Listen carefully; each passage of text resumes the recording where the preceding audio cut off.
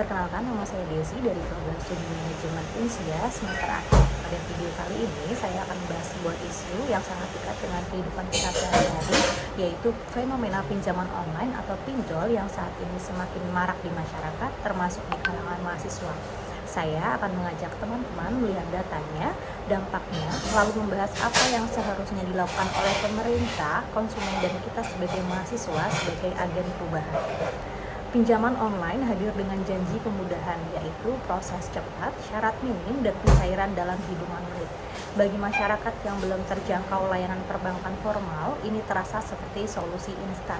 Namun, di balik kemudahan itu tersembunyi resiko besar, mulai dari bunga yang tinggi, praktik penagihan yang meresahkan, hingga penyalahgunaan data pribadi peminjam.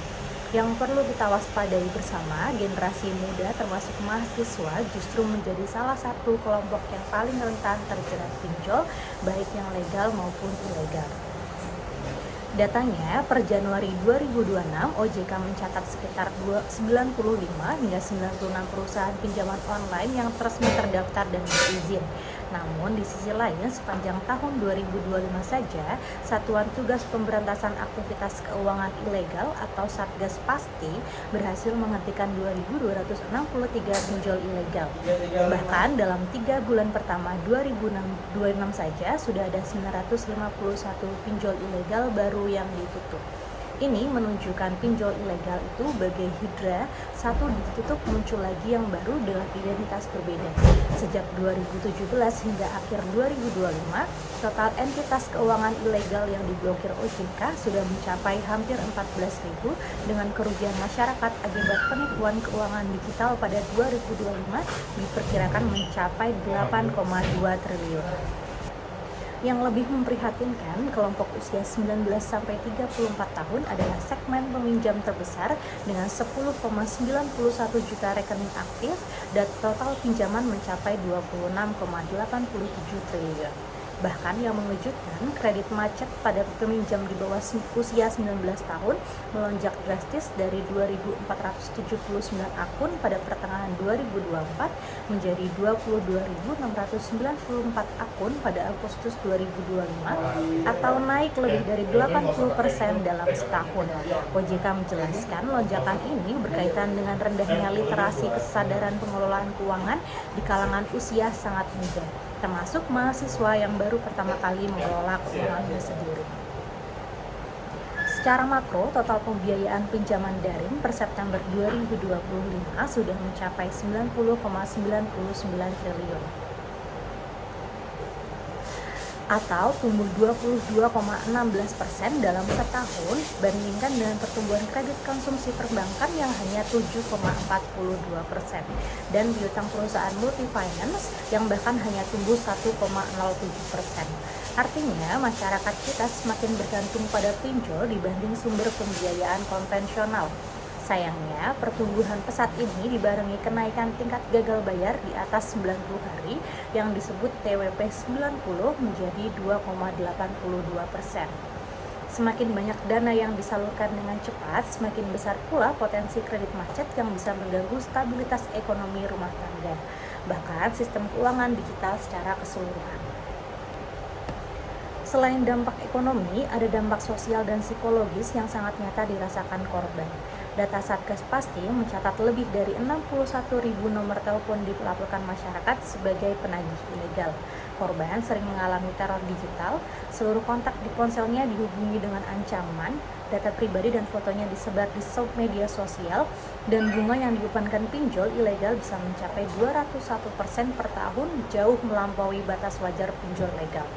Semua ini memicu tekanan mental yang berat bagi korban, dan total kerugian masyarakat sendiri akibat penipuan keuangan digital sepanjang 2025 diperkirakan mencapai 8,2 triliun dengan lebih dari 500.000 laporan penipuan diterima oleh Indonesia Anti-Scam Center. Lalu apa yang harus dilakukan?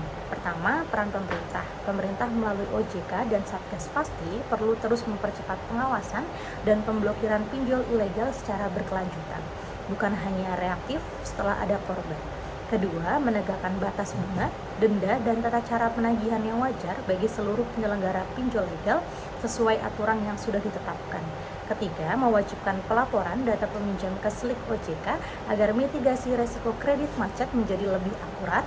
Dan yang tak kalah penting, pemerintah perlu memperluas program literasi keuangan digital hingga ke jenjang pendidikan tinggi dan komunitas akar rumput supaya masyarakat tidak mudah terjebak tawaran pinjaman yang menyesatkan. Kedua, peran konsumen. Sebagai pengguna, kita wajib memastikan legalitas platform sebelum meminjam. Misalnya lewat kontak OJK 157 dan hanya menggunakan pinjol yang benar-benar terdaftar resmi. Yang tidak kalah penting, meminjam sesuai kebutuhan dan kemampuan bayar, bukan sekedar mengikuti gaya hidup konsumtif. Kita juga harus membaca dengan teliti bunga, denda, dan syarat akses data pribadi sebelum menyetujui aplikasi pinjol apapun. Dan jika menemukan indikasi pinjol ilegal atau penipuan, segera laporkan melalui situs sipasti.ojk.go.id atau iasc.ojk.go.id agar otoritas bisa segera menindaklanjuti. Ketiga, dan yang paling penting, peran mahasiswa sebagai agen perubahan. Kita bisa mulai dari diri sendiri dengan meningkatkan literasi keuangan pribadi, memahami manajemen anggaran, bunga, dan risiko kredit sejak dini. Selanjutnya, kita bisa menjadi penyebar edukasi di lingkungan kampus, keluarga, dan media sosial tentang bahaya pinjol ilegal. Sebagai mahasiswa manajemen, kita punya bekal ilmu untuk menginisiasi kegiatan literasi keuangan baik lewat seminar, komunitas, maupun konten kreatif di media sosial. Dan yang tidak kalah penting, kita juga bisa berperan aktif menyuarakan advokasi kebijakan perlindungan konsumen muda baik kepada pihak kampus maupun kepada regulator. Sebagai kesimpulan, pinjol bukanlah musuh selama digunakan secara bijak dan legal. Yang menjadi ancaman sesungguhnya adalah pinjol ilegal dan rendahnya literasi keuangan di masyarakat, khususnya di kalangan usia muda. Dengan sinergi antara pemerintah yang mengawasi dan menindak tegas, konsumen yang kritis dan bertanggung jawab, serta mahasiswa yang aktif menjadi agen perubahan di lingkungan, saya yakin angka masyarakat yang terjerat utang pinjol dapat kita tekan bersama. Bijak meminjam, bijak mengelola keuangan. Sekian presentasi dari saya, terima kasih.